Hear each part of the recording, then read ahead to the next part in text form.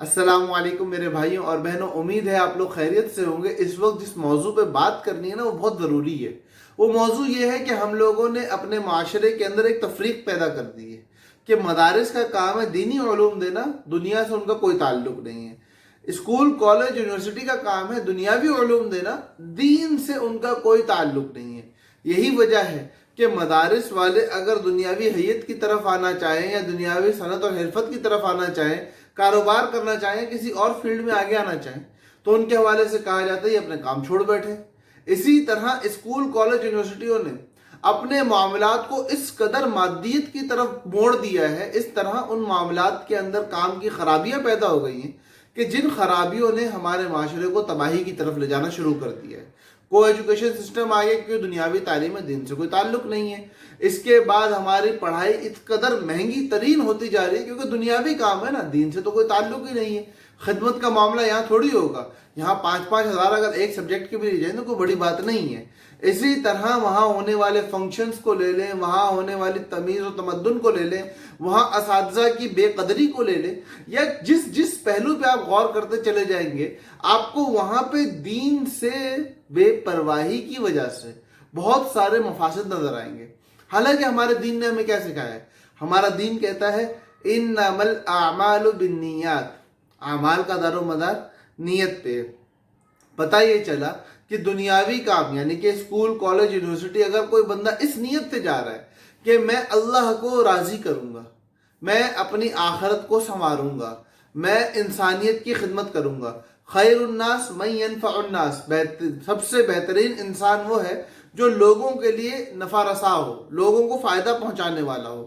میں ڈاکٹر بن کے امت کی خدمت اور ان کو فائدہ پہنچاؤں گا، غریبوں کا علاج مفت کروں گا، کسی کو اس کے مرض سے زیادہ، اس کے معاملات سے زیادہ ٹیسٹوں کا نہیں بولوں گا، زبردستی کی دوائیاں نہیں دوں گا۔ اگر ایک بندہ سول انجینئر بن رہا ہے یا الیکٹریکل یا کسی اور فیلڈ میں جا کے انجینئر بن رہا ہے، مہندس بن رہا ہے، تو اس کے حوالے سے معاملہ یہ ہے کہ اس کے لیے بہت بڑے مراتب ہیں اگر وہ خدمت کی نیت سے کام کر رہے ہیں۔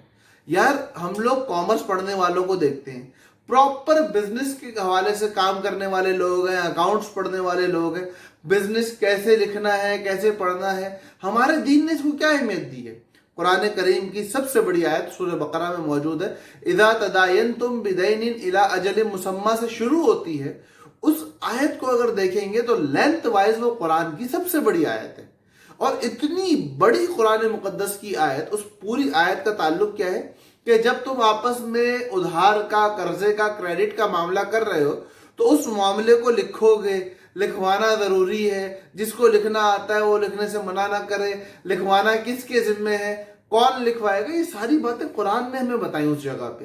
تو جب ہمارے سامنے ہمارے دین کی اس طریقے کی تعلیم موجود ہو، اس کے بعد یہ کہنا کہ اسکول، کالج، دنیا پڑھا رہے ہیں، یہ ذرا قیاس کے خلاف بات ہے۔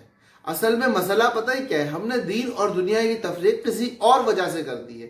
ہم نے کہا جو فسق و فجور کی طرف جاتے دکھائی دیں گے وہ دنیا والے ہیں، ہم نے یہ کہا جو پیسے کی طرف جاتے دکھائی دیں گے وہ دنیا والے ہیں۔ حالانکہ ہمارے دین نے سکھایا ہے کہ کسب حلال عین عبادت ہے، تو اگر حلال کمانے کے لیے کوئی اس طرف جا رہا ہے تو کوئی فرق والی بات نہیں ہے۔ اسی طرح دینی تعلیم مدارس میں پڑھائی جاتی ہے، لیکن مدارس کے حوالے سے اگر کوئی بندہ یہ نیت کرے کہ میرے کو مولوی کہا جائے، میرے لیے بڑے بڑے راستے چھوڑے جائیں، مجھے عزتیں دی جائیں، دنیا والے میرا مقام سمجھے، مجھے دیندار کے نام سے پکارا جائے، اللہ کی معرفت کے بجائے لوگوں کے سامنے اپنی بڑائی چاہنا مطلوب ہو، یا اس بڑائی کے ذریعے سے پیسے کمانا مطلوب ہو، تو اس حوالے سے اگر کوئی بندہ کام کر رہا ہے، اللہ کے والا دین کا علم، قرآن اور حدیث کا علم حاصل کر رہا ہے، اور اس سے مقصد ہے کہ وہ غیر اللہ سے عزت یا مال بٹور سکے، تو ایسی صورت میں تو حدیث میں آتا ہے کہ قیامت کے روز اس کا چہرہ صرف ہڈی ہوگا، گوشت نہیں ہوگا اس کے اوپر۔ یہ بندہ دنیا والا ہے، یہ دین والا ہے ہی نہیں۔ اس نے جو علم حاصل کیا وہ دنیاوی علم تھا، دینی علم نہیں تھا۔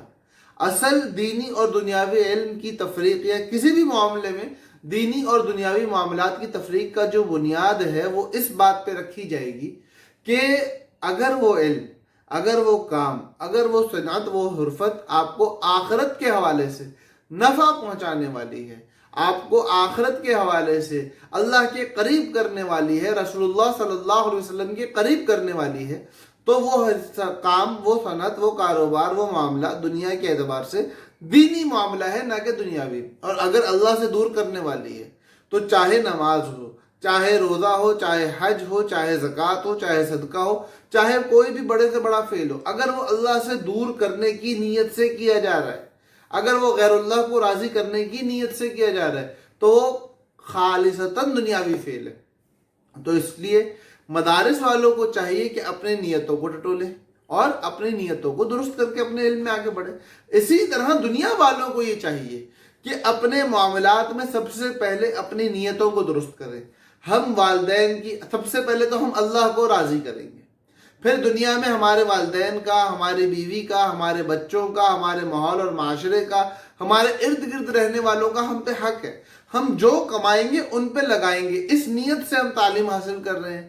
اسی طرح یہ نیت کریں کہ جس فیلڈ کی تعلیم میں حاصل کر رہا ہوں، جو لوگ اس راستے سے نفع اٹھا نہیں سکتے بوجہ مال کے کم ہونے کی وجہ سے، میں ان کو کم پیسوں میں نفع پہنچاؤں گا. ڈاکٹر ہو مفت علاج کرو، کم پیسوں میں علاج کرو. انجینئر ہو تو غریبوں کے لیے ریٹ اور رکھو، امیروں کے لیے ریٹ اور رکھو. اگر آپ کسی کو تعلیم دے سکتے ہو اپنے فن کی، کہ وہ بندہ ڈگری تو نہ لے پائے لیکن کم سے کم یہ ہے کہ آپ سے کام سیکھ کے کام کا بن جائے، تو اپنے علم کی زکوٰۃ سمجھ کے یہ لوگوں کو تعلیم دو. اور یہ تعلیم کسی کو کمائی کے قابل بنا کے کھڑے کر دو، تو ساری زندگی وہ جو کمائے گا اتنا آپ کو ثواب ملے گا. تو یہ بات اپنے سامنے رکھو. اور جب آپ اللہ کو راضی کرنے کے لیے اسکول جا رہے ہو، اللہ کو راضی کرنے کے لیے یونیورسٹی جا رہے ہو، کالج جا رہے ہو، تو پھر اللہ کو ناراض کرنے والے افعال سے وہاں بچنا آپ کے لیے آسان ہو جائے گا. کیونکہ آپ دینی کام کرنے جا رہے ہو، دنیاوی کام کرنے نہیں جا رہے. دینی اور دنیاوی تعلیم کی تفریق جو ہمارے ذہن میں کر دی گئی ہے، وہ تفریق غلط ہے. بلکہ صحیح تفریق یہ ہے کہ جو علم موت پہ ختم ہو جائے، خواہ قرآن و حدیث کا حاصل کرنے والے کی نیت کی وجہ سے یا دنیاوی تعلیم کا اس کی غلط نیتوں اور اعمال کی وجہ سے، وہ دنیاوی ہے. اور جو علم آپ کو موت کے بعد نفع دیتا رہے اور اس علم سے آپ کے آخرت کے معاملات اور اوپر جاتے رہیں، وہ علم در حقیقت آخرت کا علم ہے، دین کا علم ہے، اللہ کا علم ہے. تو اپنے علم کو پاکیزہ کرو. اور ان تمام باتوں کے ساتھ یہ وضاحت ضروری ہے کہ ایک بندہ اگر ڈاکٹر بن رہا ہے تو بھی نماز فرض ہے، انجینئر بن رہا ہے تو بھی نماز فرض ہے. اسی طرح جو دینی فرائض ہیں ان کی ادائیگی اپنے ذمے پہ ویسے ہی لازم ہے. میں ڈاکٹر بنوں اور نماز نہ پڑھوں اور لوگوں کی خدمت کروں، یہ میرے لیے کافی نہیں ہو سکتا. تو فرائض کا اہتمام لازمی کرنا ہے. اس کے علاوہ باقی تمام تر معاملات کے اندر ہمیں یہ دیکھنا ہے کہ ہم اللہ کو کیسے راضی کر سکتے ہیں. حضور صلی اللہ علیہ وسلم کی یہ حدیث کہ انما الاعمال بالنیات، یہ حدیث ہمارے لیے مشعل راہ ہے کہ ہم جو عمل کریں اس میں اپنے نیت کو ٹٹولیں کہ یہ عمل فی نفسہ ہی مباح ہے. ڈاکٹر بننا ہے، انجینئر بننا ہے، کاروباری بننا ہے، دکان کھولنی ہے، مزدوری کرنی ہے، شیف بننا ہے، جو کرنا ہے کرو. لیکن یہ مباح عمل اگر اچھی نیت کے ساتھ جڑ جائے گا تو یہ آخرت کا علم بن جائے گا، آخرت کا عمل بن جائے گا. اللہ پاک ہمیں اس بات کی سمجھ عطا فرمائے، اس بات کا فہم عطا فرمائے کہ ہم اپنے لمحے لمحے سے اللہ کو راضی کر سکتے ہیں، بس اس راضی کرنے کے طریقے کو سیکھتے رہیں. اللہ پاک ہمیں دین پر چلنے والا اور اپنی رضا کے لیے محنت اور کوشش اور فکر کرنے والا بنائے. ہمیں حضور صلی اللہ علیہ وسلم کی سنتوں سے محبت نصیب فرمائے اور ہمارے لیے آخرت کی راہوں کو آسان فرمائے. السلام علیکم ورحمۃ اللہ وبرکاتہ.